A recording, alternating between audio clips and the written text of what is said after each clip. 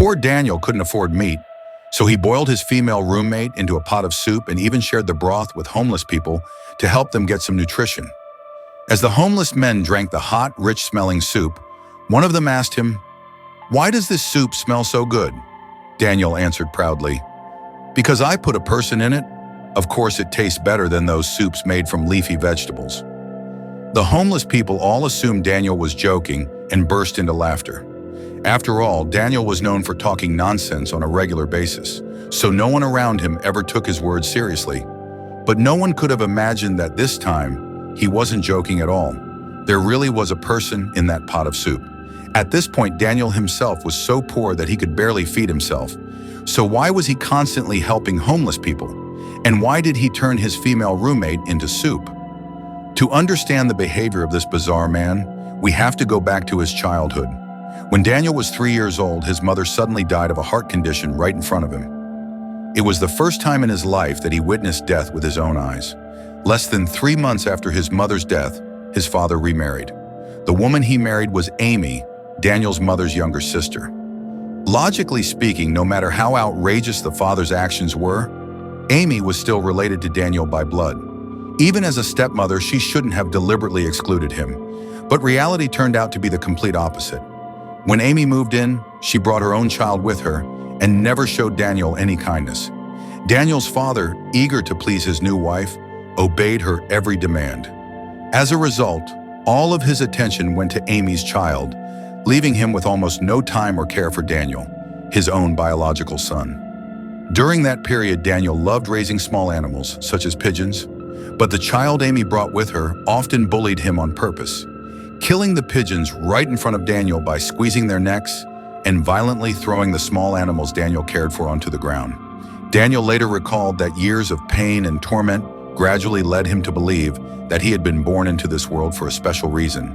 And when he was 5 years old, he claimed that he personally saw 3 angels resembling Jesus suddenly emerge from the walls and speak to him. Afterward, an excited Daniel ran to tell his father about it, declaring that he was the chosen one, endowed with supernatural abilities and able to see things others could not. What he didn't expect was that his father responded coldly with just one sentence: "You're insane." He then sent Daniel to a mental hospital. From that moment on, Daniel firmly believed that he was a messenger sent by God, burdened with the mission of saving the world. He was born at 9:02 p.m. on December 24, 1960, something he considered an extremely sacred moment. According to his own interpretation, he was born on Christmas Eve. The number 96 was hidden within his birth year. His birth time was 2102, and his name consisted of 18 letters. All of these numbers in his mind pointed to the coming of Jesus as described in the Bible. He went on to calculate that December 24 adds up to 36, and when 36 is added to his birth year, 60, the result is 96, meaning that 296 appeared in his birth date. In Western European tradition, 96 symbolizes destruction and rebirth, and also corresponds to the judge described in Psalm 96. The 18 letters in his name, in his view, could be broken down into 3 sixes, symbolizing a pact with Satan. Finally, the numbers in his birth time, 21.2, came from Revelation 21 verse 2, which describes the New Jerusalem coming down out of heaven from God. All of these coincidences only strengthened Daniel's belief that he was the divinely chosen child, sent into the world to wipe away humanity's tears and to give the water of life to those who thirst. Daniel's father was conservative and harsh by nature. His demands on Daniel were nearly cruel, yet he never truly cared about Daniel's inner world. In his father's eyes, hallucinations were not a psychological problem at all, but simply a sign of disobedience. Violence, he believed, was enough to solve everything. If a child didn't obey, it just meant they hadn't been beaten hard enough. It wasn't until Daniel was 9 years old that he was finally released from the mental hospital. He was diagnosed with ADHD and could only continue attending school while taking Ritalin for treatment.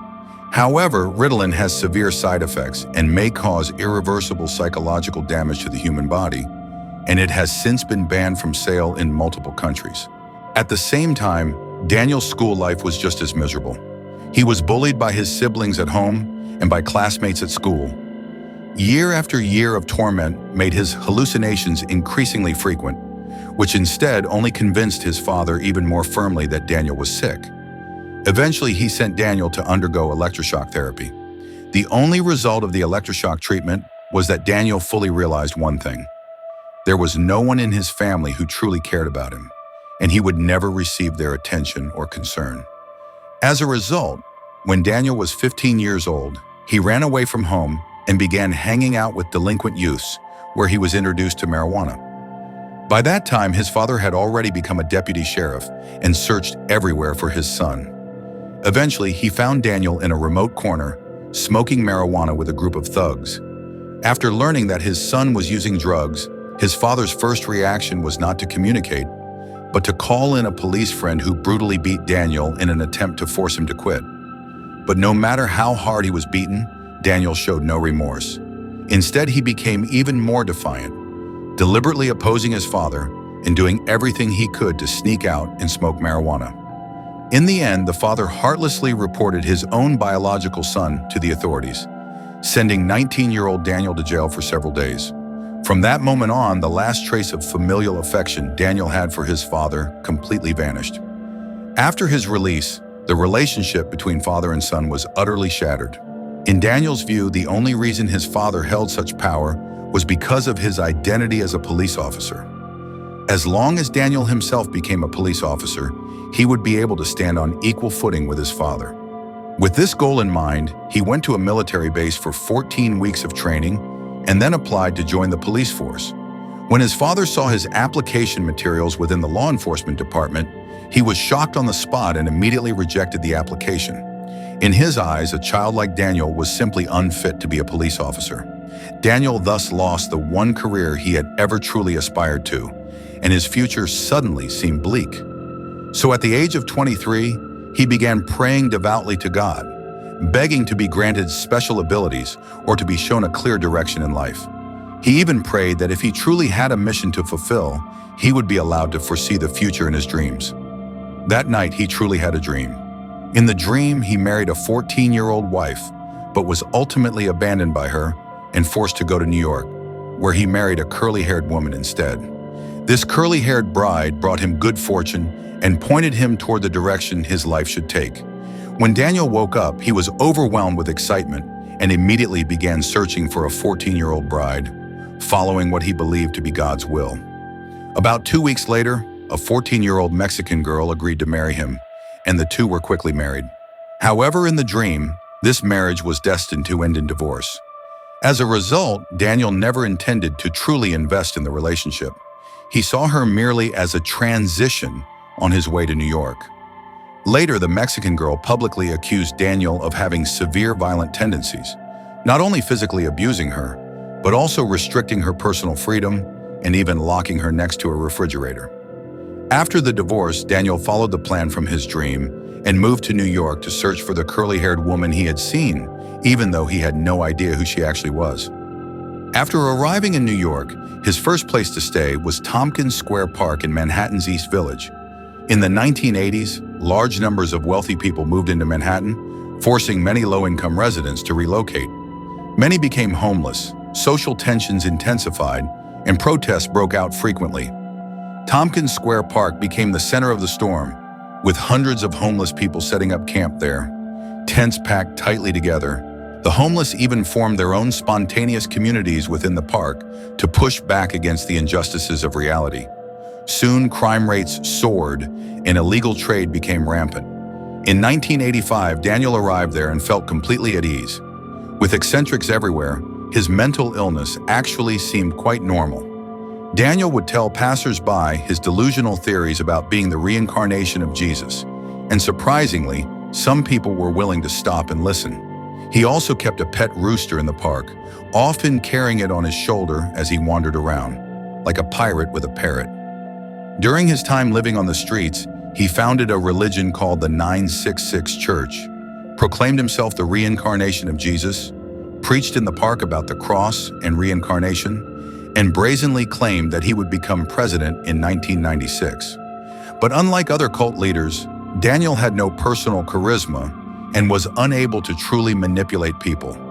Most saw him as a strange, rambling eccentric and kept their distance. Daniel supported himself for years by selling marijuana. While drifting around the streets, he met many people and lived this way until he was 28. In 1988, the government began a large-scale cleanup of New York City, forcibly clearing homeless people out of public parks. As a result, the homeless were all driven away, and Daniel was forced to find somewhere else to live. Fortunately, over the years, he had met two relatively reliable friends, Sylvia and Jacques, a couple. They often bought marijuana from Daniel, gradually became familiar with him, and eventually invited him to move in with them. This was Daniel's first stable place to live in New York. Sylvia and Jacques shared one room, Daniel had another, and they split the rent evenly. When he moved in, Daniel not only brought his crested rooster with him, but also 3 kittens. The rooster loved to crow, waking the couple early every morning and leaving them unable to sleep. They could only shout through the wall, telling Daniel to do something about the chicken. Each time Daniel would grab a sock, pull it over the rooster's head, gently lay it down, and the rooster would immediately quiet down. Once everyone was awake, he would remove the sock, and the rooster would instantly perk up, as if nothing had happened. According to the couple, although Daniel was eccentric, he was kind at heart. Every week, he would set aside time to go out and beg for food, chicken, potatoes, bring them home, cook them into soup, and then distribute it to nearby homeless people and impoverished residents. Later, as more people learned about what he was doing, Daniel would even collect ingredients from residents in the square, prepare the food, and distribute it collectively to those in need. The couple once asked Daniel why he insisted on doing these good deeds. Daniel replied that he had come into the world precisely to fulfill this sacred mission. He explained that he himself had once been homeless, receiving neither his father's love nor acceptance from society. Because he had personally experienced life on the streets, he said, he was the one who truly understood the suffering of the homeless.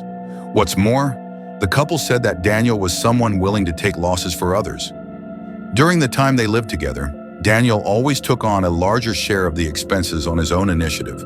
So over several months, the two sides never had any serious conflicts.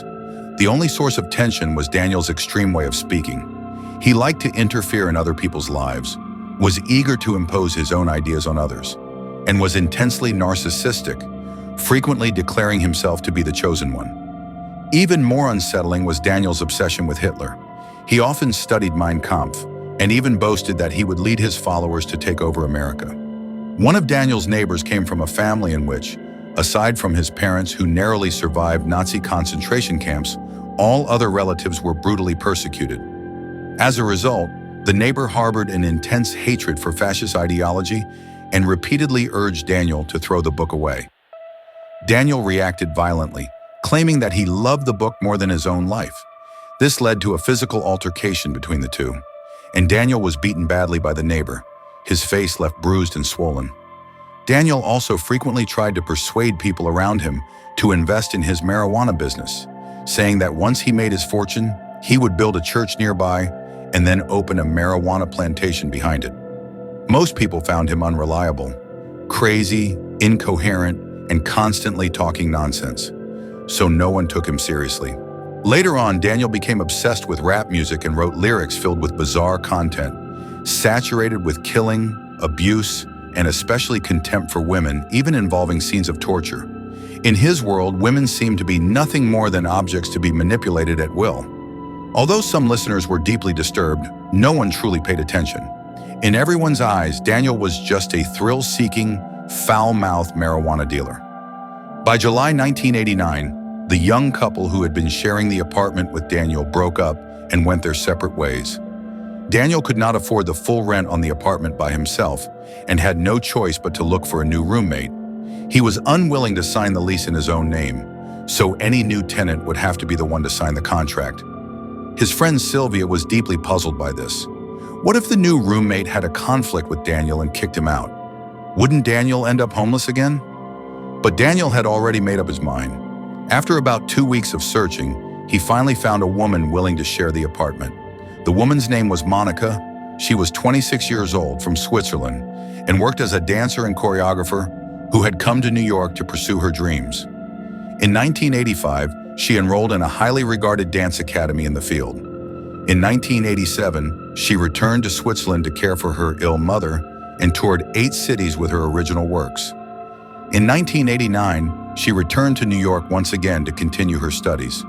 To pay for tuition and living expenses, Monica performed dances at adult clubs, and she was also one of Daniel's marijuana customers. When Daniel first met Monica, he immediately thought of the dream he had once had and became convinced that the woman from the dream was standing right in front of him. Blonde-haired and blue-eyed, Monica perfectly matched the image of the destined woman from his dream. In fact, even if Monica had looked nothing like the woman in the dream, Daniel would still have found a way to forcibly connect the two. Daniel talked with Monica for a long time, and only then did Monica reluctantly agree to move in with him. Naturally, the lease was signed under Monica's name. Sylvia remained uneasy and visited several times to see how Daniel was getting along with his new roommate. What she discovered was that Daniel's possessiveness toward Monica was extremely strong. So strong that he seemed eager to announce to everyone that she already belonged to him. According to Sylvia, there were several occasions when Daniel opened the door while pulling up his zipper, deliberately pretending to be flustered, as if implying that he had just been intimate with Monica, when in fact nothing of the sort had happened. Sylvia could not understand why Daniel put on such an act, as though he had truly won Monica over. She also noticed that ever since Monica moved into the apartment, Daniel had become unusually diligent, keeping the place spotless. Worried that Daniel had become irrationally infatuated, Sylvia once again advised him to put the lease in his own name, so he wouldn't be thrown out in the future. But Daniel was brimming with confidence, insisting that Monica loved him deeply and would never treat him that way. Not long afterward, Monica brought a friend back to the apartment to stay temporarily, which completely crossed Daniel's bottom line. This was because her friend was a black gay man, precisely the group Daniel despised most. In his view, this was a betrayal of God. Monica was utterly enraged as well. She had never imagined that Daniel was not only racially prejudiced, but also discriminatory towards sexual orientation. She told her friends about the situation, and they unanimously agreed that she needed to stay far away from such an extremely conservative and dangerous man. Monica also came to realize that the lease was in her name, making her the legal tenant with the right to decide who lived there. After that, instead of directly kicking Daniel out, she tactfully suggested that he find another place to live. Daniel flew into a rage. He felt that he had poured out his heart and soul, only to be stabbed in the back by Monica. He angrily complained to Sylvia, who responded helplessly, "I told you a long time ago, if this keeps up, sooner or later you'll end up back on the streets." Daniel completely lost control of his emotions. One moment he threatened to kill Monica, the next he claimed he couldn't bear to leave her. Since he often talked about killing people in everyday conversation, Sylvia didn't take it seriously and assumed he was just venting his anger. But the situation clearly could not be allowed to worsen. Sylvia took the initiative to act as a mediator, hoping to ease the conflict between the two. After learning what had happened, Sylvia said she understood Monica's decision, but she was still uneasy about Daniel's verbal threats. Monica, however, was unconcerned, saying that Daniel had made threats many times before and had never acted on them. After that, Daniel quietly began packing his belongings, preparing to move out. He had nowhere to go and was unable to find a new place for a long time. The pressure was overwhelming, and he numbed himself almost daily by smoking marijuana. Whenever he lost emotional control, he repeatedly turned to Sylvia to vent, insisting again and again that he had to deal with Monica. Sylvia tried earnestly to dissuade him many times, but Daniel was already beyond persuasion. On the night of August 19, 1989, Sylvia made time to go to Daniel's apartment to check whether the two of them were safe. When she arrived downstairs, she noticed the apartment was completely dark and the door was ajar. She pushed it open and was hit by the deafening sound of the television, though no lights were on.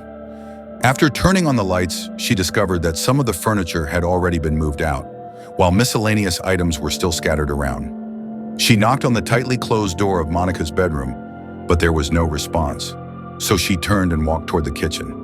Something was still simmering in a pot on the stove, steam rolling up. When she leaned closer to look, She was horrified to see that what was emerging from the pot was Monica's head. Sylvia was almost scared to the point of collapse. She staggered down the hallway and pushed open the bathroom door, only to be met with even more glaring bloodstains.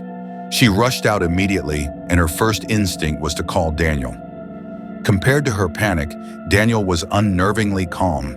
He even invited her to meet somewhere and smoke marijuana together. For safety reasons, Sylvia chose a crowded public square as the meeting place. Torn by inner conflict, Sylvia was in agony. She wanted to call the police, yet couldn't bring herself to harm a friend she had known for so many years. Daniel confessed to her that he had originally been in the process of moving out, but Monica kept pressuring him and even threatened to poison his homeless friends. Enraged, he strangled Monica with an electrical cord. Monica fought desperately, scratching his arms in the struggle. Daniel completely lost control and tightened the cord until she was dead. Afterward, he went to a supermarket to buy gloves, a boning knife, and tools. He originally planned to dismember the body and dispose of it, but as he began, he suddenly thought of the homeless people living nearby. He believed that rather than letting it go to waste, he should distribute this protein to people who had gone long periods without meat. So he cooked Monica and handed the food out to nearby homeless people. Those who accepted the free meals had no idea where the chunks of meat in the soup came from. Only then did Sylvia realize that Daniel had completely lost his sanity and urgently needed professional treatment. Sylvia never contacted the police. She only warned Daniel to clean up the scene as quickly as possible and leave immediately, but it was already too late. Before long, news of Monica's disappearance spread. People began recalling Daniel's public jokes about making soup out of human flesh, and slowly realized they might not have been jokes at all. Some even remembered fishing something out of the soup that looked suspiciously like a finger. In the end, Sylvia's ex-boyfriend Jacques chose to report the case to the police. When officers entered the apartment, they were immediately hit by a strong, metallic smell of blood. The bathroom walls were covered in graffiti with phrases like "heartbroken" and "because I love you." In September 1989, Daniel was summoned by the police. He remained grinning and carefree, claiming that if he had really killed someone, he would have stomped the body into the mud long ago. The police then tracked down Sylvia and threatened that she could be listed as a suspect. Only then did she fully confess everything she knew. Confronted with the evidence, Daniel pleaded guilty with a smile on his face, showing no remorse at all, as if he were about to be set free. However, when the trial officially began in 1991, Daniel suddenly recanted in court, insisting he had been framed. During the proceedings, he repeatedly lost emotional control and spoke incoherently. As a result, the defense attorney argued that Daniel had been mentally unstable at the time of the crime, which led to the tragedy. On February 22, 1991, the jury accepted this argument, and the 31-year-old Daniel was found not guilty by reason of insanity. Daniel was subsequently sent to a high-security forensic psychiatric hospital, where he was diagnosed with schizophrenia and gender identity disorder and placed under compulsory treatment. As his condition gradually stabilized, he became a model patient, often mediating disputes and organizing activities within the hospital, eventually turning into a textbook case held up by the institution.